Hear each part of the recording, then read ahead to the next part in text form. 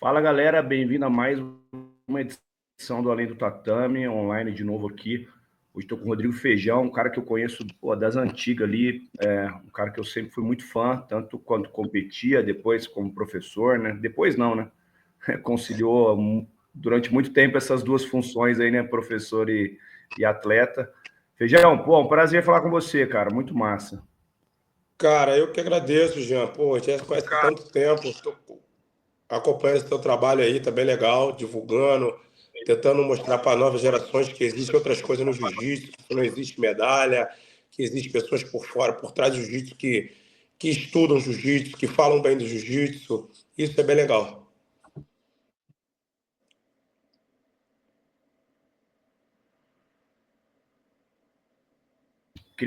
Queria falar com você bastante sobre o campeonato, sobre coach, essas coisas, mas eu queria saber um pouquinho como é que foi seu início lá, cara. Como é que você começou a treinar jiu-jitsu? Se alguém te levou, teve influência de alguém?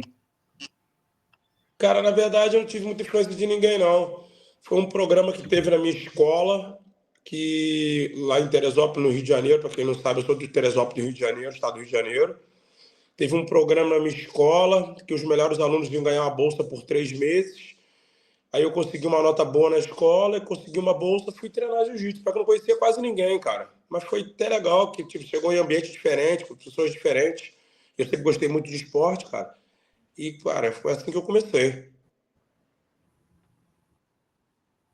Jiu-jitsu é legal que ele também aproxima demais, né, cara? Você faz amizade rapidinho ali, né?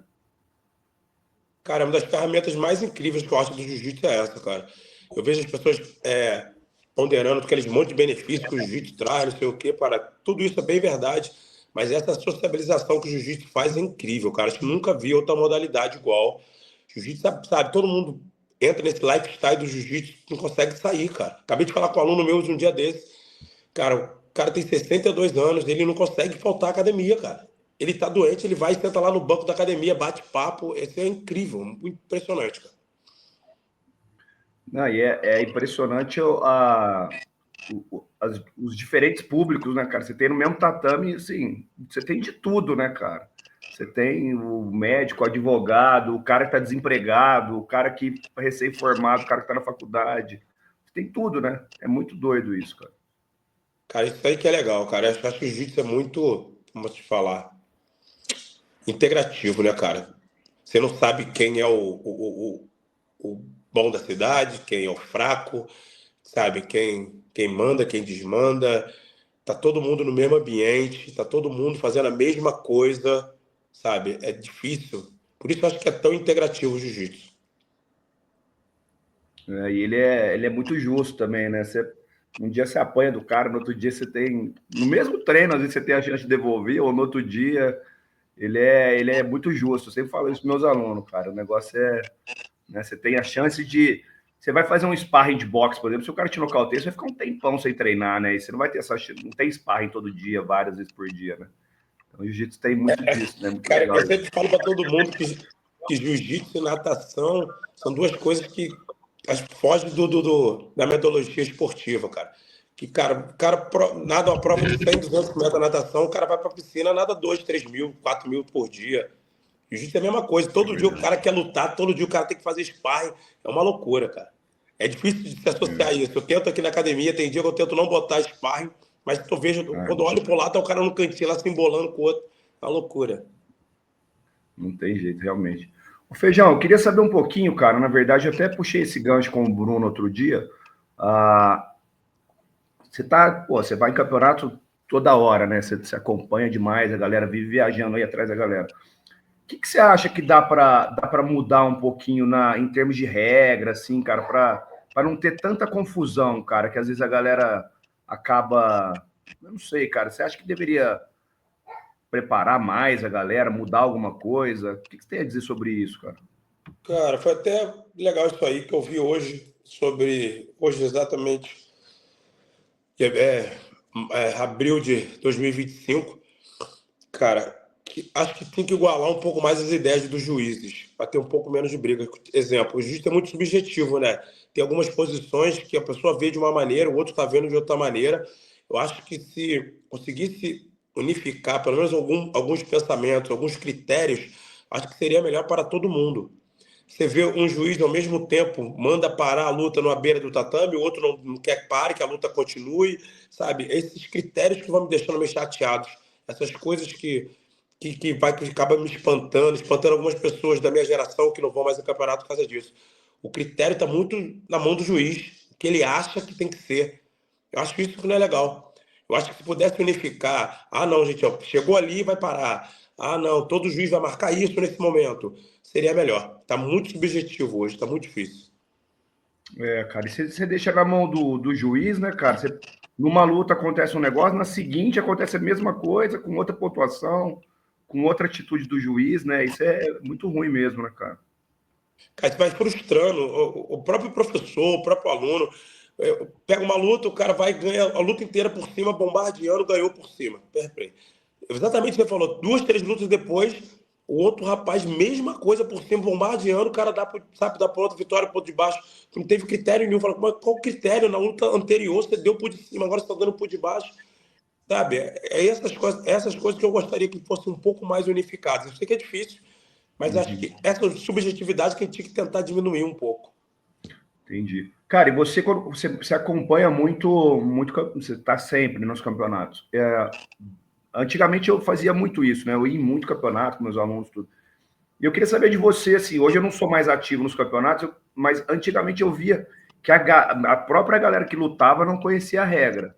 Continua assim hoje, cara? Os caras, tem cara que vai, assim, num nível alto e não conhece a regra por Cara, completo. diminuiu bastante, bastante. Digamos que hoje acho que 85% dos atletas sabem a regra. Não toda, porque acho que toda essa regra é muito difícil saber mesmo, que ela está sempre mudando, sempre um detalhezinho diferente. Sempre mudando, não, sempre se adequando a algum jogo diferente, alguma coisa. E, cara, o estudo da regra é muito importante. Acho que eu vi vários atletas perdendo por causa de bobeira de estudo. Agora no Pan-Americano de 2025, vi, sabe, eu levei poucos atletas, eu consegui ver um pouco mais de luta.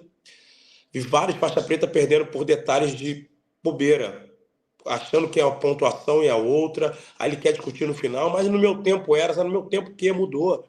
Custa nada o cara abrir um livro, dar uma estudada, o cara participar de um RTP, para participar de uma reciclagem. Acho que vai, sabe, para ele mesmo, que é atleta que compete direto, é muito importante saber a regra toda da sua modalidade, né? Não, concordo. E outra, né, cara? Assim, eu acho que cabe a nós, professores, também, sempre estar falando de regra. Eu falo muito de regra na academia. Só que, cara, né, quem tem que conhecer mesmo é o cara que tá lutando, né? A gente tem que conhecer, às vezes, para questionar uma coisa, para ensinar também o aluno o que deve ser feito, uma estratégia, às vezes, uma luta casada. Agora, o cara tem que conhecer a regra. Não pode depender da gente ficar falando pro cara toda hora, né? Cara, é difícil, né? Tipo, as pessoas vão. Ainda mais hoje em dia, que tem muitas federações e pequenos detalhes são diferentes de uma da outra. Eu acho que o atleta que quer lutar em várias federações, ele tem que estar muito mais antenado com essa regra.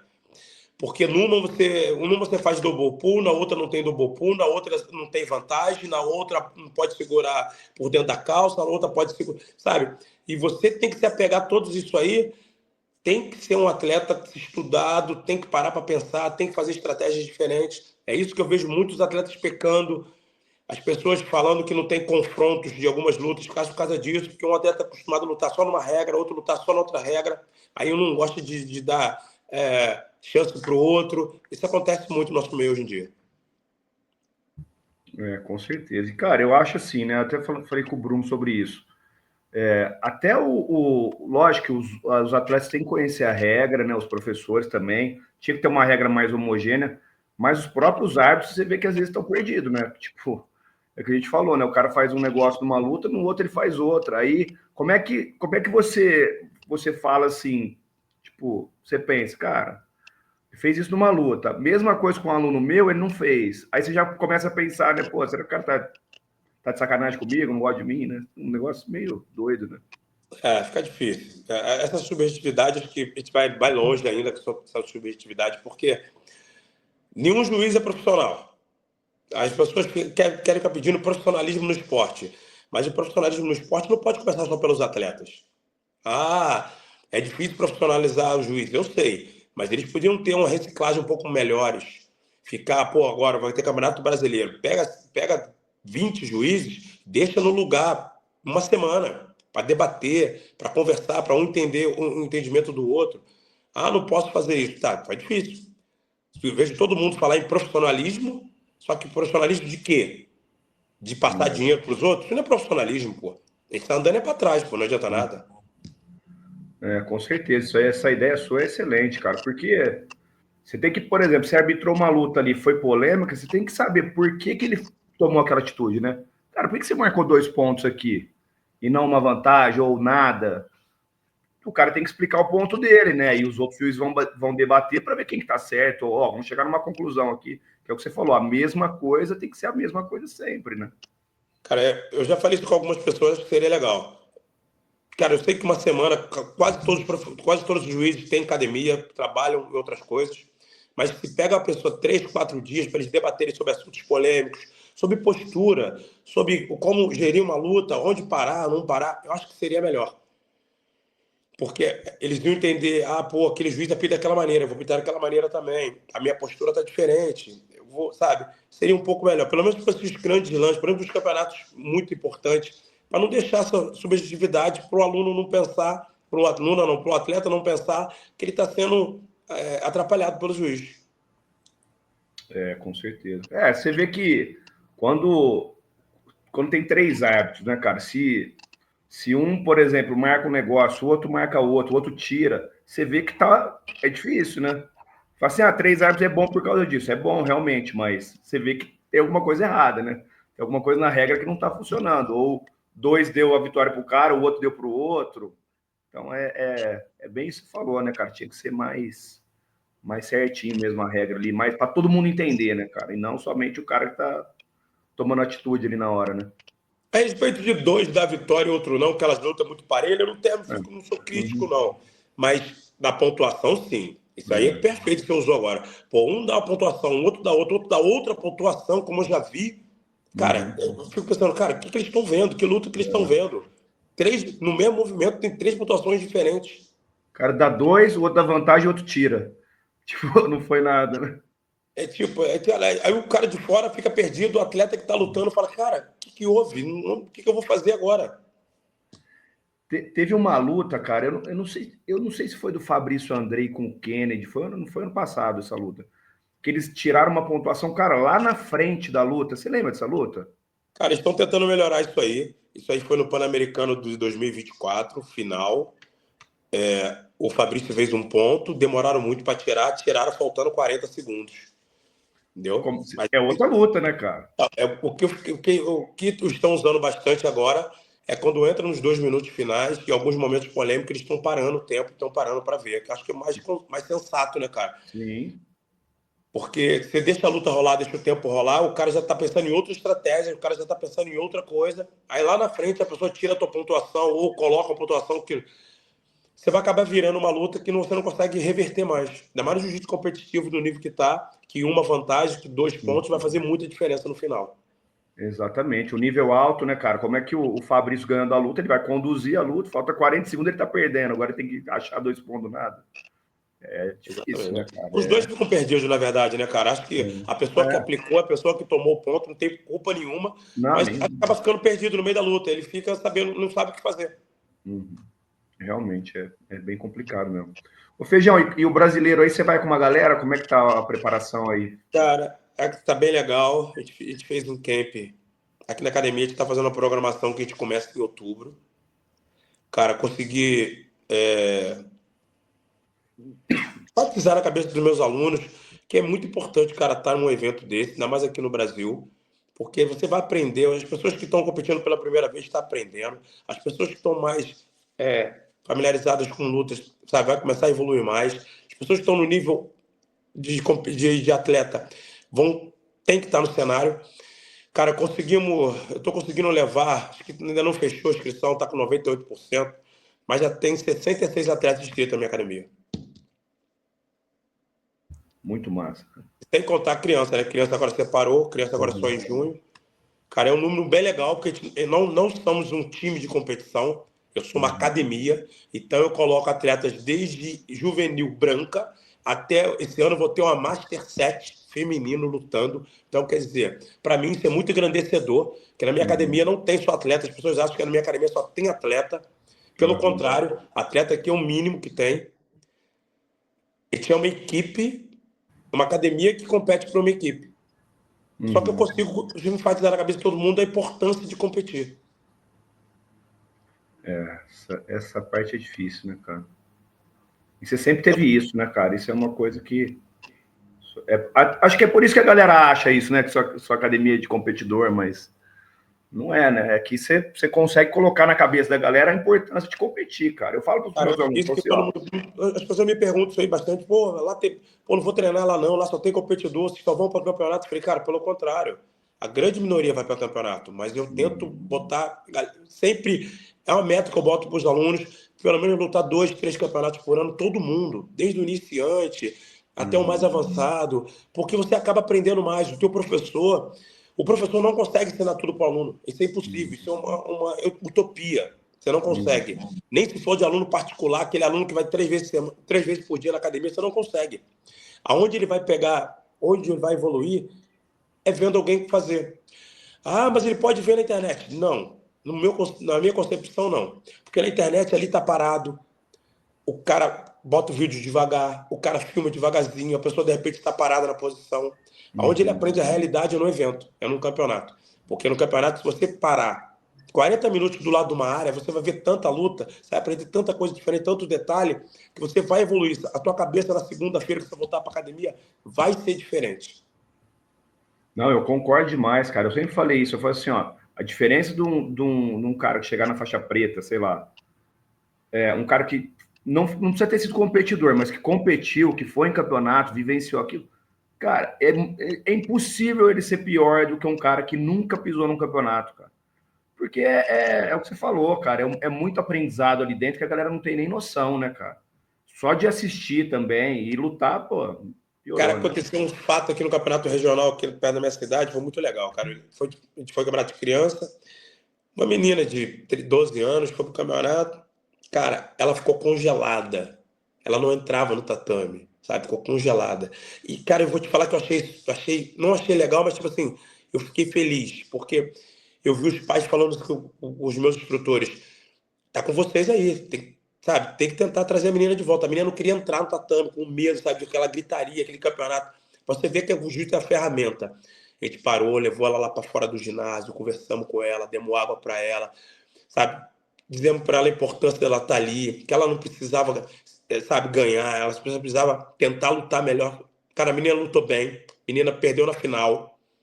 Chegou na outra semana na academia, a menina tá começando a treinar, sabe? A menina mudou. Mudou até a personalidade dela, tá se cuidando agora. Foi, sabe? Os pais estão maravilhados. É essa ferramenta que eu penso de campeonato.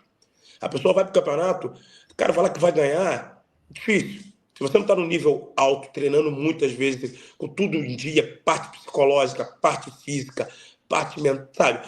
Parte técnica, tudo em dia, a tua probabilidade diminui muito. Está muito alto o nível. Desde do branco até o preto, está todo mundo muito semi-profissional. Mas você não pode perder essa oportunidade de pegar uma atmosfera de um ginásio ali de São Paulo, cara. Todo mundo vibrando, todo mundo pulsando na mesma energia. Você vendo como é que tá, sabe, tua modalidade. Você leva teus pais para ver aquilo ali, você, sabe? Você vê que teu pai sai daquela bolha de empresário, que vai ver que, nossa, que loucura. Como é que todo mundo participando, os pais correndo, o nego gritaria. É essa energia, é essa atmosfera que eu quero que meus alunos passem um para o outro.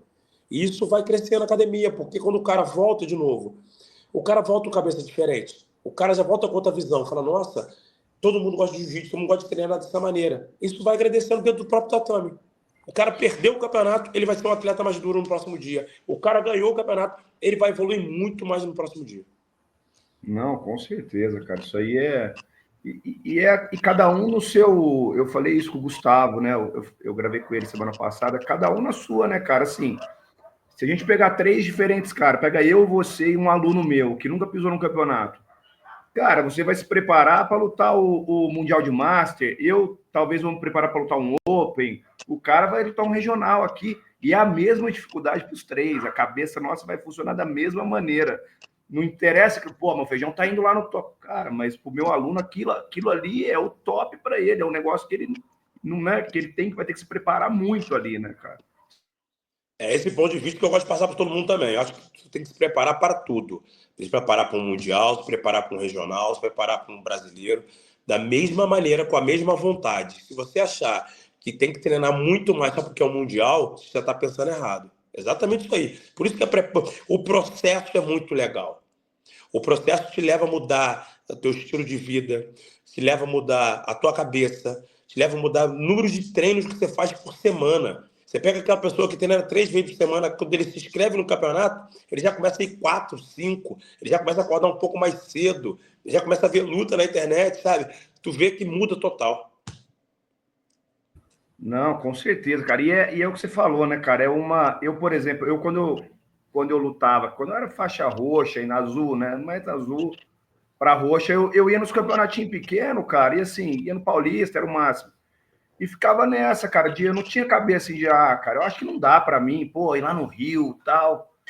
E aí foi engraçado que até quem me fez mudar isso foi o Léo, né? O Léo, eu fui num brasileiro uma vez, acho que de roxa. Cara, eu fiz acho que 7 lutas, cara, uma porrada de não perder a final. Tem até com o Denis esse dia na semifinal ali.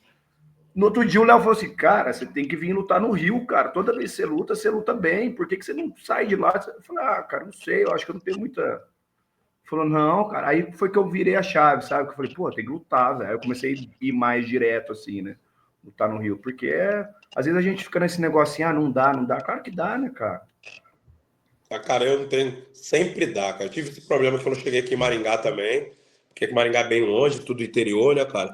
E para tirar a gente daqui para ir lutar no Rio e São Paulo, lembro até hoje, em 2000, cara, foi um desespero. Os caras tinham medo. Não, lá eles são muito melhor. Lá. Falei, gente, todo mundo. Eu tenho uma frase comigo que alguém me falou há muito tempo atrás que eu levo para todo mundo, cara. Todo mundo tem 2 braços e 2 pernas. Basta ter mais vontade do que ele. Tem que ter vontade, cara. Não adianta você sair daqui já perdendo, não tendo vontade de nem de ir. Tem que ter mais vontade do que ele. Ah, mas se ele, pô, ele tá me ganhando hoje, tá te ganhando hoje. Daqui a 6 meses ele não te, você começa a empatar com ele. Daqui a um ano tu começa a fazer 2 pontos com ele. Daqui a um ano e meio tu começa a ganhar dele, cara. E assim vai ser a vida, pô. Ninguém é eterno. Todo mundo já perdeu, todo mundo já ganhou. Então ninguém é eterno. Tá me ganhando hoje, parabéns pra você. Mas eu vou atrás de você. Nessa que eu vou, nessa batida que a galera que vem aqui na academia. Você tá me ganhando por ser melhor do que eu hoje. Mas tu não vai ser melhor do que eu eternamente. Exatamente, cara. Eu acho que é bem isso que você falou, cara. E eu vou te falar, às vezes que eu lutei melhor, assim, que ganhei de caras bons, foi quando falaram que eu não ganharia, entendeu? Esse maluco vai lutar duro pra caralho, velho, não deixa ele fazer isso. Parece que te dá um negócio, tipo assim, que duro, cara. Duro não sou eu. Então, todo mundo é duro, né, cara? É o que você falou, basta ter mais vontade ali, que é bem isso mesmo, cara. Eu tenho isso aí, cara, porque não sei se porque eu também vim de Teresópolis, cidade pequena, tinha que ir pro Rio, lutar com as pessoas do Rio, depois foi começar a lutar em São Paulo, depois começar a lutar fora do Brasil. Eu sempre tive isso comigo, cara. O cara pode ser melhor do que eu, mas vontade que eu não vai ter. Ele pode me ganhar hoje, vai me ganhar depois de novo, mas um dia eu vou começar a equiparar com ele, daqui a pouco começa a marcar ponto nele, daqui a pouco começa a te ganhar. Porque a minha vontade não vai me parar nunca.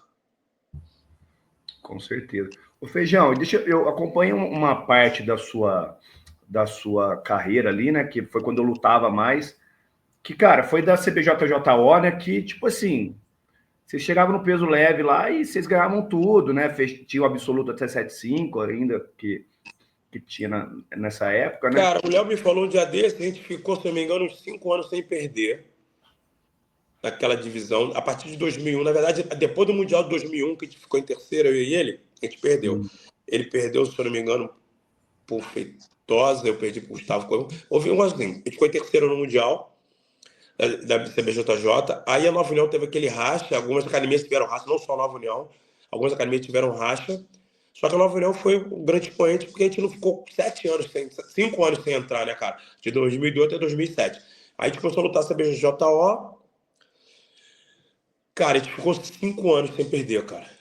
Fomos perder, eu fui perder em 2006, se eu não me engano, cara.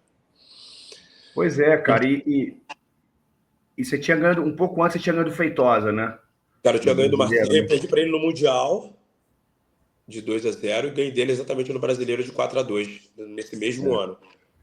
E, cara, eu sempre falo isso, cara. Eu falei com o Demian esses dias, tipo assim, eu acho, cara, que Eu falo a gente porque eu me incluo nisso. Eu acho que eu teria algum êxito também, né? Eu era faixa marrom.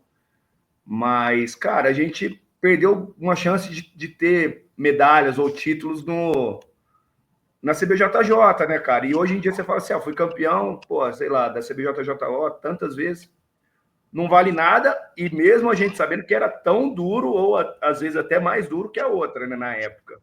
Cara, no É início muito da bom isso. CBJJO, no início da CBJJO, foi bem legal, cara. Pô, foi O final muito, não velho. foi, não, mas o início todo mundo lutava os dois. Rosa lutou, cara.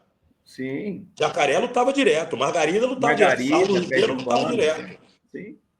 Então, quer dizer, o nível era igual, se não fosse mais forte, a CBJJO na época.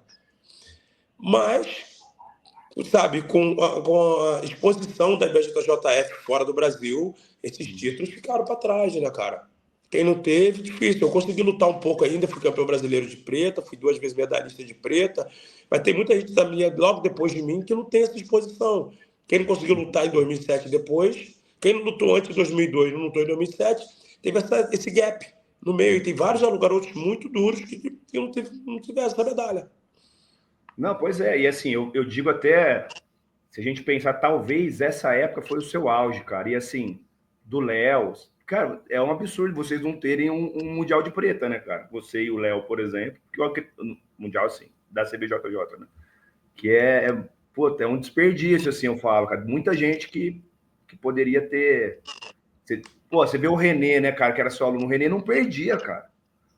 O René lutava peso absoluto, fazia 15 lutas no mesmo dia, não perdia, né? Era um cara que poderia ter tido algum Cara, se eu título. for enumerar aqui, tem muita gente, você até, pô, não sei legal com algumas pessoas, mas Uhum. tem muita gente boa que não ficou, que não teve título mundial ou medalhista, ou que seja, mundial de BJJF, por causa desse gap. Porque pensa bem, um atleta de expoente, o cara ficar 5, 6 anos sem se expor, sem lutar, é 2 gerações, cara. É 2 gerações. É 2 gerações. E foi isso que eu vi. Eu vi 2 gerações, a gente viu 2 gerações passando, vi pessoas trocando de campeões. E é isso, faz parte. Mas faz parte do processo, cara. Só Uhum. ajudou a gente no futuro, na verdade. Não, isso aí foi, eu acho que toda divisão ali, todo racha, você acaba aprendendo alguma coisa, né? Nunca é só bom e nunca é só ruim, né? Mas foi isso que eu falo com os meus alunos hoje. Eu estava pensando em profissionalizar, tá vendo? Profissionalizar, na época, era ganhar dinheiro. Aqui, Uhum. até hoje, um pouco, profissionalizar é ganhar dinheiro. Profissionalizar não é ganhar dinheiro. Profissionalizar é organizar as coisas de uma maneira que todo mundo possa evoluir junto. Só que as pessoas pensam só em ganhar dinheiro. A gente só pensava em ganhar dinheiro na época. Então, pra gente, se não tinha premiação, não tem premiação, não vou não, só vou quando tem premiação. Foi uma coisa que era na nossa cabeça na época. A gente achou que estava fazendo a coisa certa. E naquele momento a gente estava fazendo a coisa certa. Então não tem que se queixar muito não. Fui feliz naquela época, sou feliz hoje, tá bom. Ô, Feijão, e me fala uma coisa, cara. Quando que você percebeu essa habilidade sua para dar aula, para ensinar, assim, para... Cara, quando que veio isso? Foi desde sempre, assim, desde que você começou a dar aula lá em Teresópolis ainda? Como é que foi? Cara, eu comecei a dar aula, na verdade, na academia quando a gente era do Jucão, quando o Jucão foi embora, o Clube Jucão lá em Teresópolis teve 2 espaços. Um ficou que era o Juquinha, o irmão do Jucão, e o Eminho abriu outra. Emerson Calame do Eminho, o Eminho abriu outra. E quando o Eminho abriu outra, o Eminho ainda era atleta, ele competia muito. Aí ele precisava de alguém para puxar o treino da tarde e o treino da manhã. E eu estudava na época ainda, tinha 16 para 17 anos. Mas o Eminho confiava muito em mim, que eu ia na academia todo dia, ele gostava muito do meu estilo. Aí ele falou para mim, pô, Feijão, acho que você pode puxar o treino da manhã e o treino da tarde me ajudar quando eu não estiver aqui. Falei, cara, vai ser um prazer, se você achar que eu tenho capacidade para isso. E ele comecei ali, cara, com 16 para 17 anos, comecei a dar aula, minha turminha começou devagarzinho, eu tinha... Aí os meus amigos começaram a entrar comigo, um graduado junto comigo, Manuel Gustavo, pô, tinha Alex Oliveira, cara, Michel Maia. Michel Maia é meu aluno, mas na verdade ele veio do Robinho, mas já até treinava jiu-jitsu, mas foi treinar comigo também. Então, quer dizer, minha turma já tinha bastante galera que treinava jiu-jitsu. Então, quer dizer, para mim aquilo foi um desafio, porque tinha que sempre trazer coisas novas, que não era turma de iniciantes, era garotos que já treinavam jiu-jitsu há muito tempo igual a mim. e ao mesmo tempo eu tinha que fazer meu treino. Cara, mas aí eu fui vendo, falei, cara, eu gosto disso aqui. Eu comecei a ensinar, os caras gostaram das minhas aulas, que eram, sempre foi muito dinâmica, eu nunca gostei de nada estático. Minhas aulas são muito dinâmicas. Eu não gosto mais de nada tradicional. Quem faz aula comigo fala, Feijão, não, tu inventa as coisas, cara. Eu gosto de inventar coisa. Eu não gosto de nada tradicional, nada. Eu vejo as pessoas falando em treinamento, fazendo o que tem que ser periodizado. Eu nem sabia na época, hoje em dia eu sei porque eu estudei, mas eu já fazia periodizado, eu já fazia planilha de treino, como é que é ser um, como é que é ser outro, tempos de treinos diferentes. Eu sempre gostei disso. E ali eu comecei, devagar, no Eminho, aí voltei a dar aula com o Robinho, que foi outro aprendizado, porque dar aula com o Robinho é difícil, porque o magro é difícil. O magro é muito técnico, as coisas que ele faz é muito difícil mesmo. Nunca vi uma pessoa técnica igual a ele. Aí eu tinha que pegar aquela técnica do Robinho e passar para a galera que não era nada técnica. Então, quer dizer, era outro desafio na minha vida. Ele me Transformar para a mostrava a posição. realidade, né? Cara, ele me mostrava a posição de tarde, falava, à noite tu vai dar isso aqui. Eu falava, Robinho, como é que eu vou dar isso aqui à noite? Como é que minha perna não volta? Eu tinha que me adaptar para dar a posição do Robinho. Era loucura, cara. Mas foi, porra, pô, tinha amigo até hoje, era muito maneiro. Porque, porra, você treinar com o Robinho sabe que é muito difícil fazer as coisas que ele faz, é muito difícil, cara. Então foi outro aprendizado da minha vida. Ficamos ali junto quase 4 anos. Aí ele foi para Ribeirão, eu vim para Maringá. Aí aqui não, aqui eu comecei um trabalho periodizado, devagarzinho, só com iniciante eu consegui plantar minhas coisas.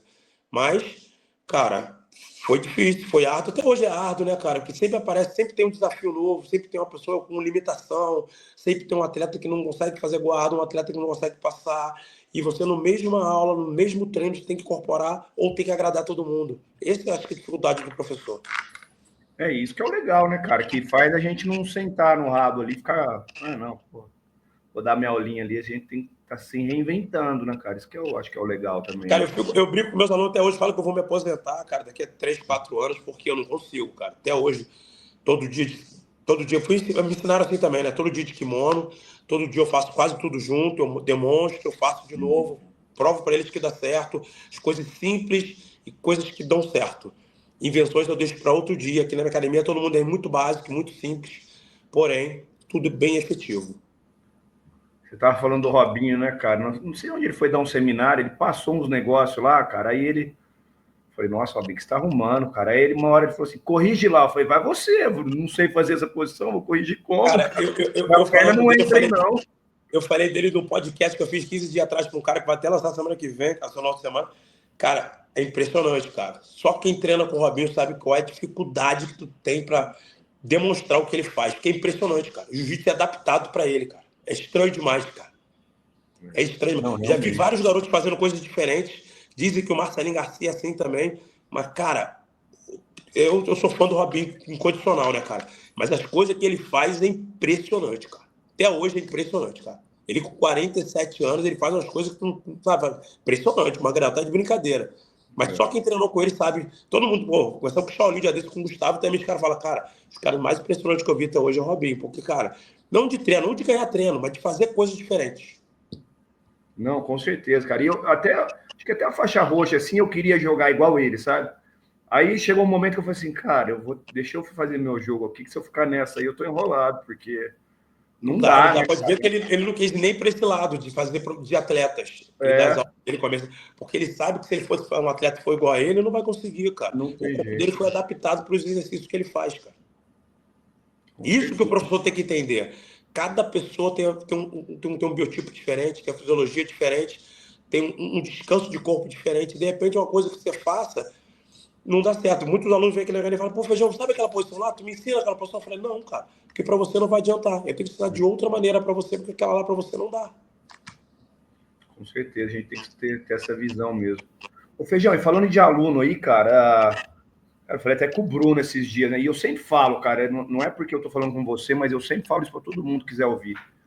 Cara, você é um cara impressionante na beira do tatame, assim, cara. Eu sempre vi. Tanto é que eu lutei pouco contra alunos seus, porque era na Nova União, então a gente normalmente cruzava na final ou na semifinal. Então, graças a Deus, porque, cara, era um inferno, assim, você no corner.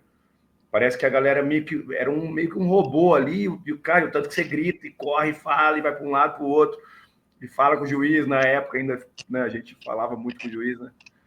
Cara, da onde que vem essa parada sua aí, cara? Da onde que até a energia até hoje, cara? Como é que você consegue manter esse nível de concentração ali para dar o coach? Parece que é cada vez melhor, né, cara? Lógico que quanto mais você faz, você vai melhorar, mas é mais sobre assim, cara, sobre sua energia mesmo de fazer isso ainda, cara. Cara, as pessoas de todo mundo se preparam para tudo, né, cara? Cada campeonato me preparo diferente. Geralmente, um dia antes de cada campeonato, eu paro, analiso um pouco as chaves, analiso a atmosfera que vai estar o ginásio, onde eu vou estar, qual local que eu vou atuar. É meio impressionante. Eu faço, geralmente, todo um dia antes do campeonato eu faço. Quando chegando no campeonato, eu já sei aonde eu vou, o lado que eu vou ficar, de que maneira eu vou atuar aquele aluno daquela maneira, como é que foi o camp daquele aluno. Então é difícil hoje em dia as pessoas falam, pô, me ajuda naquele, é difícil ajudar. Eu tenho que, nas pessoas que eu tenho sinergia, vou dar um exemplo, Gustavo Dantas, meu amigo, pessoal amigo nosso. Ele não faz consultoria comigo, mas a gente está conversando quase toda semana. Por quê? Porque eu estou fazendo o coach dele em todo o campeonato. Então, mas eu preciso saber como é que ele está na semana, como é que foi o treino dele, se ele está bem de cabeça. Porque eu já vi muitas pessoas hoje em dia, em campeonato, se esperneando para passar informação para o atleta, mas de repente o atleta não consegue ouvir, cara. Então não adianta você ficar se esperneando. De repente aquele atleta é só visual, você tem que trabalhar com gestos. De repente aquele atleta, ele precisa de um comando só em cada luta. Aí você fala 10 coisas, ele acaba se perdendo. Então, essa sinergia que você tem que ter. Mas pô, Feijão, brasileiro é muito grande, tem 60 atletas. Eu sei. Mas como os 60 atletas fizeram camp comigo, eu sei que ponto cada um tá. Então eu não preciso ficar. Tem hora que eu estou do lado da área que ele só precisa me ver. Eu não preciso passar informação para ele. Ele me vendo, eu já sei que eu estou passando a segurança para ele, ele vai se apresentar melhor. Tem pessoas que você precisa falar informação toda hora, que precisa te ouvir. Então, isso que eu trabalho hoje em dia. Eu trabalho essa sinergia e eu tento individualizar cada atleta. Ah, é difícil? É difícil, mas é o que eu gosto de fazer, né, cara? É o que eu acho que eu fui preparado para fazer isso. Não, com certeza. Você falou um ponto aí, cara. Quando eu lutava, quando o Robinho morava aqui ainda, eu não conseguia entrar no tatame se eu não tivesse perto, cara. Era um negócio muito doido, assim. Às vezes eu, não, peraí. Até ele, às vezes estava num lado do ginásio, tinha que dar a volta, né? E depois eu percebi, assim, que isso era bobeira assim, né? Era uma coisa da minha cabeça, porque quando ele foi embora, eu tive os melhores resultados que eu tive na vida inteira, né? Isso é até engraçado, assim, porque eu acho que eu me sentia tão cobrado ali de mostrar um resultado para ele, que era um cara fora do normal, né? Que acabava não, sei Mas lá. sabe o que eu penso? Hoje eu tenho 2 filhos pequenos, eu penso o seguinte: meu filho menor, ele precisa chamar a mãe dele sempre para dormir. Oi, mãe, a senhora está aqui? Depois ele dorme. E atleta é meio assim também. Você de repente não precisa falar nada, mas ele só precisa saber que você está ali perto, e de repente você está olhando a luta dele, para ele se sentir mais confortável, se sentir mais confiante. Isso faz parte, né, cara? É a sinergia do professor e aluno. Acho que todo professor tem que ter essa sinergia. Que se não tem essa sinergia, você vira um mero cantador de tempo ali do lado. E você ser um mero cantador de tempo, qualquer pessoa pode ser. É isso que eu tento não ser a maior parte do tempo. Um mero contador de tempo. Senão não adianta, qualquer pessoa pode ser. Ô, Feijão, e, cara, você falou de negócio assim, né? Eu não tô no dia a dia da pessoa, eu não conheço o treino dela tal, mas, cara, você fez coach milhares de pessoas, talvez você nem lembre. Mas quando o Robinho foi embora, todo campeonato que eu ia, eu falava, Feijão, pô, vou lutar ali, se você tivesse. Acho que você sempre foi assim, nunca foi em outra luta. E, cara, e você falava as coisas assim, mesmo não. Eu não sei se você me conhecia de campeonato, de assistir muito, mas, cara, era muito assertivo, assim, sabe? E a galera te chama muito, assim, às vezes, cara, do nada, assim, eu Feijão, pô, vou lutar ali, vai ali e tal. Cara, vou te falar. No tempo de vocês já era um pouco mais fácil, porque eu já sabia o estilo do Robinho. E quando eu saio o estilo do professor, eu consigo identificar alguns erros e alguns acertos. E eu vou naquela batida dele e a gente vai acabando acertar, porque eu sei as posições que o cara faz. Não era tão difícil. Tanto que eu fiz coach pro Demente 2 anos, fazia coach para vocês. E não era. Porque eu sabia o jogo mais ou menos como é que era. Eu treinei muito tempo com o Robinho, eu sabia o jeito que ele gostava de fazer as coisas. Eu falei, cara, eu vou pela essa pegada que ele vai gostar dessa pegada. E quando a pessoa me chama, hoje em dia me chama muito, cara, muito, muito. Eu tenho muito conhecido no jiu-jitsu, ela fez, não, me ajuda ali naquela. Cara, eu fico rindo e falo, cara, eu não vou. Eu vou rapidinho, passo na área dele e falo, tô aqui. Na verdade, eu não tô nem ali.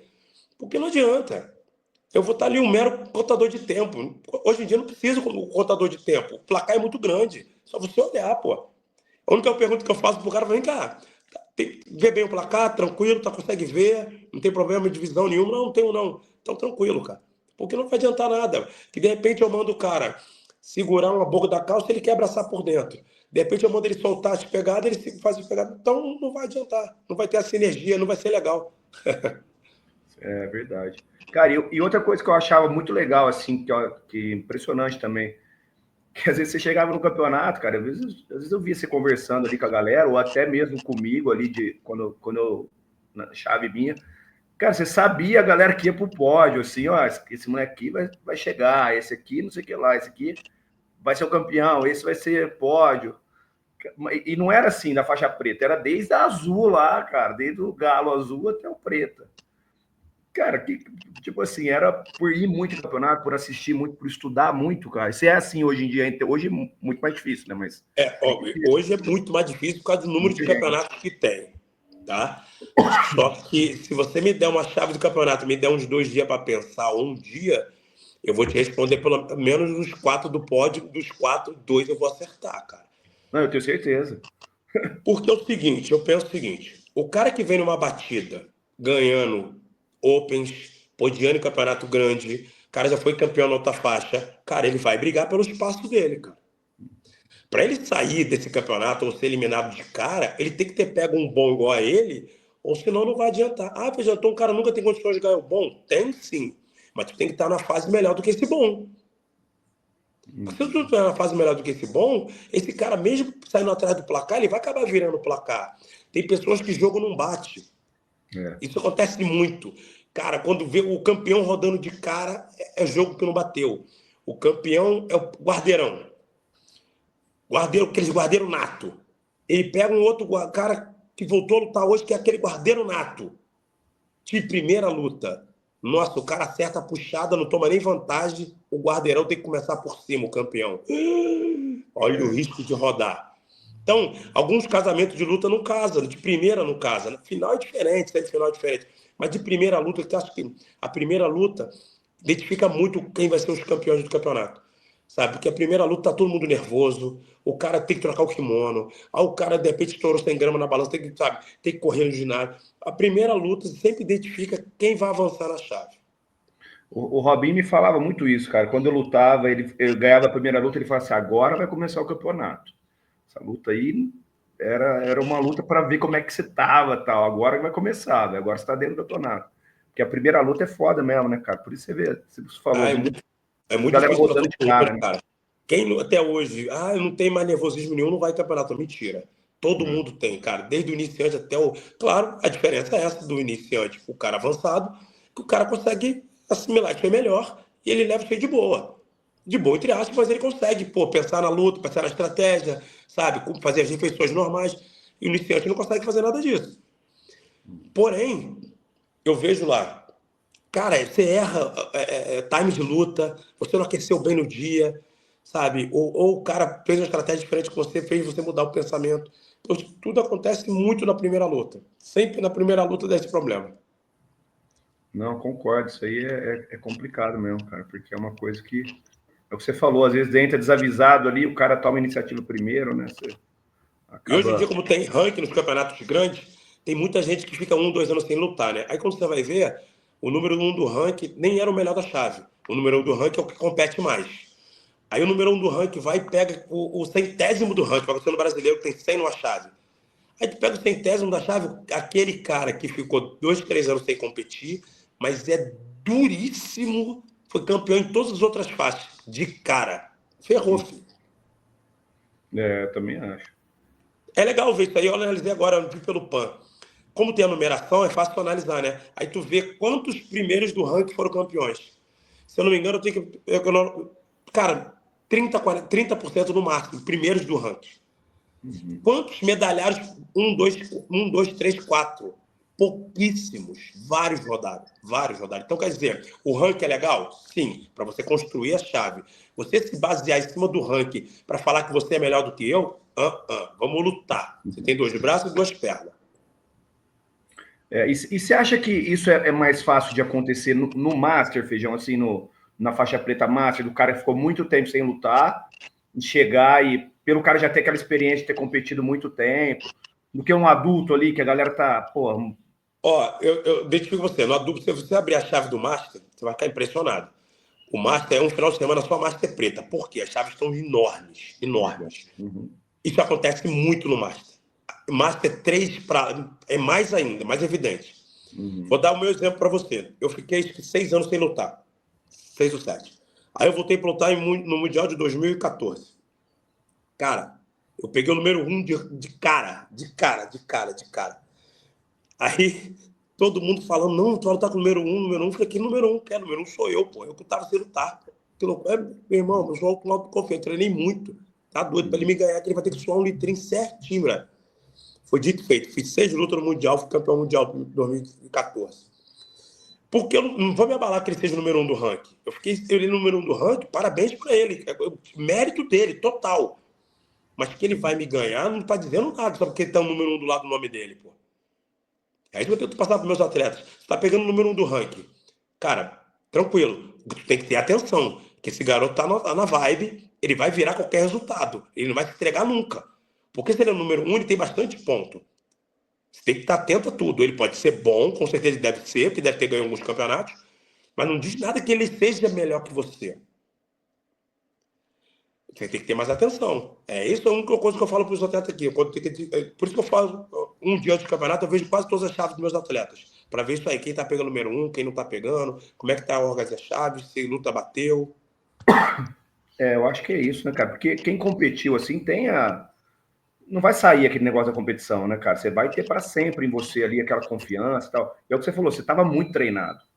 Então, assim, se o Eu cara estava treinou... muito confiante. Eu poderia perder, como a luta foi muito dura, muito dura. Mas, cara, se eu encaixar minhas posições boas, eu vou dar trabalho para ele, não vai ter jeito. Ele não vai fazer essa bagunça que tá fazendo todo mundo, nem ferrando. Não, concordo. É que assim, você ainda é conhecido, né, cara? Então a galera já também fala. Talvez o cara lá ia falar assim: caralho, velho, vou pegar o feijão. Tipo, Mas certeza que o cara de pensou isso. contraponto, no adulto preta já não tem muito isso. Não tem, né? Não tem. No adulto preta ainda não tem. Eu também acho Porque que não. adulto preta, as chaves são menores. Porque as pessoas estão tendo mais a consciência. Tipo assim, antigamente é muito master lutando de adulto.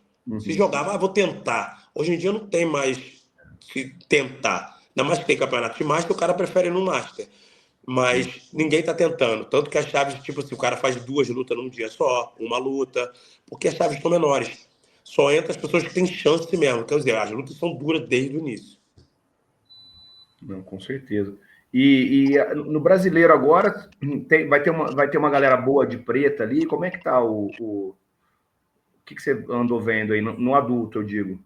Cara, ainda Ou não tá vi todas mais as devagar? chaves. Ainda não li todas as chaves. Vou começar a ver essa semana e semana que vem. Mas o que eu tô vendo pela internet, as pessoas falando aí, vai ter, né, cara? Brasileiro é um campeonato bem legal, né, cara? A energia é muito boa, né, cara? Acho que os estrangeiros estão vendo que o campeonato, você ganhar o Mundial, muito legal, mas você ganha no brasileiro, você ganha sabe, um glamour a mais, né, cara? Ganhar aqui no Brasil, cara, olha o que o Lovato fez, o que o BJ Penn fez, sabe? Isso ficou marcado na história.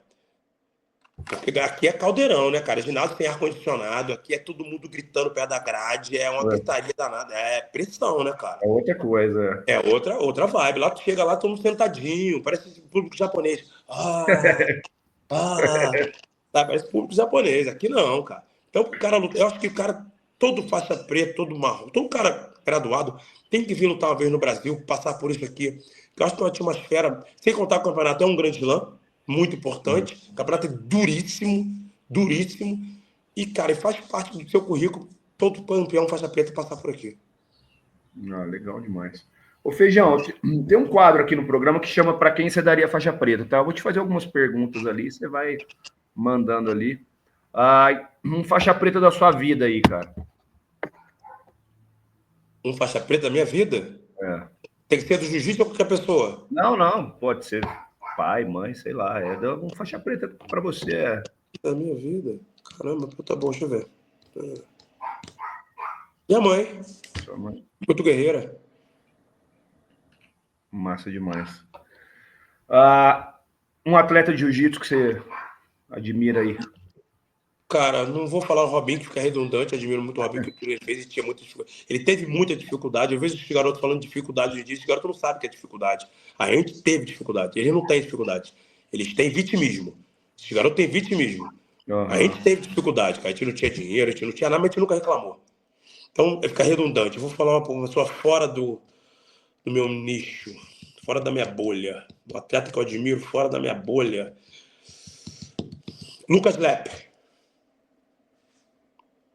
Esse moleque é brabo mesmo, cara. Cara, independente de seja de bom jiu-jitsu ou não, cara, eu nunca vi ninguém falando mal desse garoto. Ele em polêmica nenhuma, eu não vejo ele na internet falando mal de ninguém. Cara, eu gosto muito do trabalho dele. Ele foi impressionante lutando, então, quer dizer, gosto muito dele, do trabalho dele. Ele veio dar um seminário aqui uma vez. Ele é, porra, muito gente boa. O moleque é do bem, total. Assim, é o que você falou, não fala mal de ninguém. Ninguém fala mal dele, né? Porque não tem nem motivo. Exatamente. Cara, um atleta no geral aí. E agora um atleta, aquele brigador. Sem ser melancólico. Vamos ver um garoto.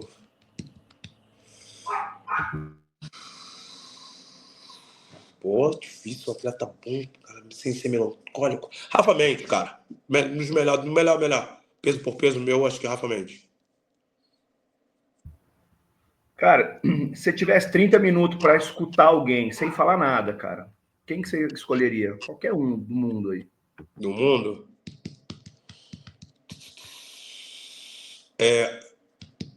Barack Obama. Boa escolha, massa. Se você pegasse a faixa preta hoje, qual discurso você acha que você ouviria, cara? O que falariam de você? Não lá atrás, mas hoje. Se você pegasse a faixa preta hoje. Qual discurso eu ouviria? Cara, nossa. Discurso de alguém falando pra mim ou eu discursando? Não, de alguém falando pra você. O cara tá te entregando a faixa preta e vai falar sobre quem é o Feijão aí. Cara, falar que o Feijão é uma pessoa determinada, disciplinado, metódico em algumas coisas do que faz, perseverante, não aceita vitimismo e corre atrás dos seus ideais. Merecedor pela sua faixa. Massa demais.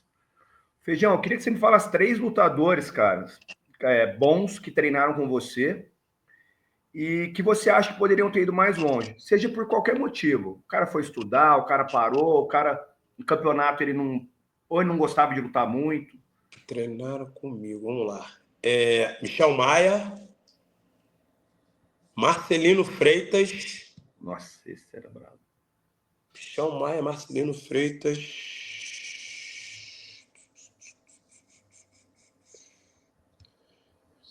Cara, que eu vi treinar e também dei algumas aulas para ele, um garoto que acho que se fosse só do jiu-jitsu também estaria na briga com alguns títulos mundiais, Marco Louro. Legal. E cara que você viu ali alguém fazendo, lutando, cara que não foi da sua academia, que não foi aluno seu. 3 caras. Que você acha que poderia ter ido mais longe? Mais longe? Nossa.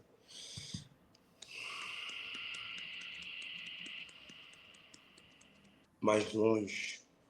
Não sei se vocês vão lembrar, acho que. Deixa eu ver. Pô, nossa. Difícil essa aí, cara. Porque tem que ver alguém que não conseguiu despontar no meio esportivo. Meio esportivo. Cara, isso é difícil, porque.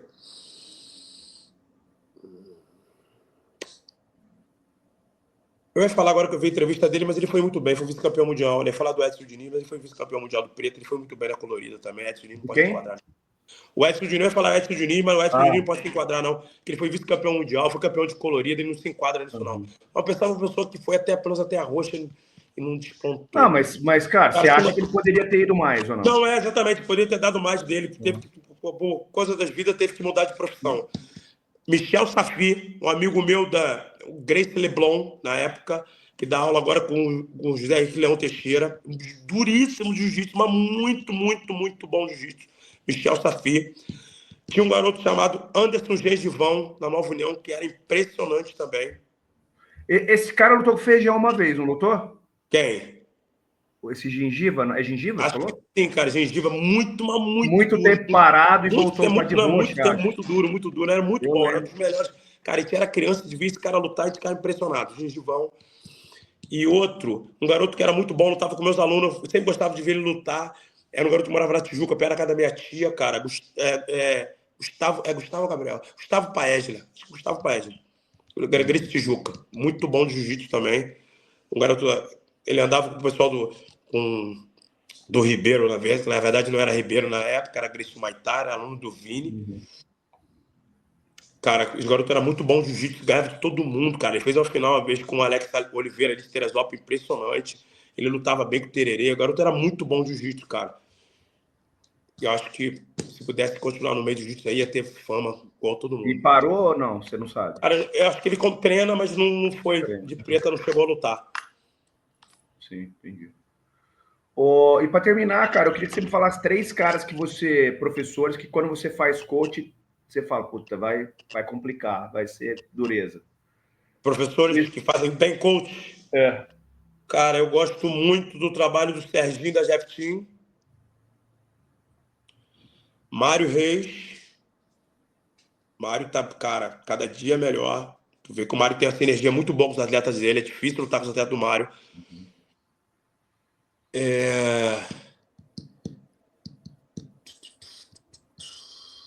E, deixa eu ver o cara, nome de coach. Sem modismo. Sem modismo, Guilherme Mendes. Hoje em dia tá difícil lutar com os atletas deles, porque ele tem muita confiança nos atletas dele, cara, porque ele faz um trabalho de base muito bom. Então, quando você faz um trabalho de base muito bom, é o que eu te falei, ele sabe a hora de falar com cada atleta, porque ele pega o atleta desde pequeno, e os atletas agora tudo estão de roxa, estão de marrom, então fica muito fácil o coach dele com os atletas dele. Tu vê que é muito fácil, ele sabe o que falar com os atletas dele. Então, esses 3, quando a gente pega ali o luta contra, cara, eu sei que vai ser brabeza, porque a sinergia que a gente tem com nossos atletas é bem difícil. Ô, Feijão, você acha que você está entre os 3 melhores aí? Não, cara, acho que não. Tem pessoas. Cara, é difícil analisar isso aí, porque para você analisar isso aí, você tem que pensar no seguinte: é o quê? Resultado? É o quê? É professor? É o quê? É coach? Porque na minha concepção, professor e coach são diferentes. Sim. Professor é o cara formador. Coach é aquele cara que faz no momento lá, que faz. Hoje em dia que tem esses times times de competição, o cara que dá aula numa academia dessa é um time de competição, um coach. Porque ele não formou o cara de branco, azul, roxo, marrom e preto. Ele pega um roxo formado, um preto formado, dá aula bem? Sim, mas ele é um coach, ele é um professor, ele é um formador. Então, para falar se você é melhor, pior, não vejo para esse lado, nem quero esse fardo nas minhas costas. Algumas pessoas falam que eu sou o melhor, que eu sou o pior, que eu estou no bolo. Cara, só fico feliz de ser lembrado. Trabalho para isso, nunca vou deixar de trabalhar. Mas esse fardo eu não quero para mim, não, cara. Deixa para os outros aí. Quero continuar trabalhando em silêncio, igual eu faço, e tentar mudar as pessoas através do jiu-jitsu. Mas mesmo você não querendo, você já tem, cara. Mesmo você não querendo, cara, eu sou suspeito para falar, mas eu acho que se não for o melhor, tá entre os 3, fácil, fácil. Tanto formador, né, que é o... Cara, eu sempre falo, né, dar o nome pro filho depois que ele tá crescido é fácil, né? Eu quero ver fazer lá de baixo ali, é uma coisa que você faz, que tanto como professor e coach também, cara. Eu acho impressionante mesmo. Então, mesmo você não querendo, cara, a galera fala aí. Não, o que eu faço, entendeu? Eu já estou feliz de estar ali sendo lembrado sempre. As pessoas antigas lembram de mim, as pessoas novas hoje em dia lembram de mim. Cara, eu faço, sabe, faço o meu trabalho. Tento fazer o melhor possível, não quero passar por cima de ninguém. De novo, não quero esse fardo para mim de jeito nenhum, não quero ser melhor que ninguém. Apenas faço o meu trabalho e faço bem feito, porque eu gosto do que eu faço.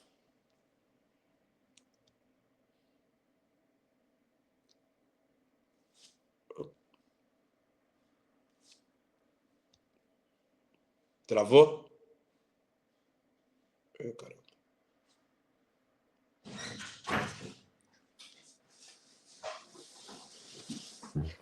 Oi. Oi. Deu uma travada. Travou. Cara, Feijão, deixa um recado final pra galera aí, cara. O que você tem pra falar? Cara, o que eu quero deixar o recado final pra galera é o que eu falo pra todo mundo. Vamos vender o jiu-jitsu de uma maneira diferente. Acho que o jiu-jitsu tem que ser vendido de uma maneira diferente. Tem que ser vendido de uma maneira feliz, uma maneira mais assertiva para todo mundo, integrativa, que todas as pessoas possam praticar. Não, sabe, tirar essa parte de violência, a parte de ser guerreiro. Acho que isso não tem nada a ver, acho que é de cada um. Eu acho apenas disseminar mais o jiu-jitsu, passar para frente a maravilha que essa ferramenta pode ser para todo mundo. Não vejo de modalidade nenhuma, já fiz várias modalidades, não vejo modalidade nenhuma que o jiu-jitsu pode fazer pela sua cabeça, pelo seu corpo. Eu acho que se todo mundo vendesse jiu-jitsu de uma maneira diferente, o jiu-jitsu seria melhor. E vamos para frente. Eu acho que é o que importa. Cara, massa demais, cara. Sempre um prazer te ouvir falando aí, cara, conversar com você, aprender um pouco também. Você é um cara que, pô, muito legal, assim, de aprender mesmo com você. Então, obrigado, Feijão. E vamos ver se a gente tira do papel e você vem para cá também, dar um seminário, que a gente ensaia isso faz muito tempo, né, cara? E é a correria aí, mas... Vai ser um prazer, vamos tentar marcar a correria total, mas segundo semestre vai estar melhor, a gente tenta se agendar, senão ano que vem a gente tenta fazer. Vai ser um prazer estar com vocês de novo, e uma galera diferente, nova, né, cara? Só a galera antiga me conhece, a galera nova não me conhece, e muito tempo que eu não vou para essa região, vai ser um prazer para mim também. Fechou. Feijão, obrigado, cara. Valeu mais uma vez aí. Eu que agradeço. Obrigado, Jean. Tamo junto. Valeu, abraço.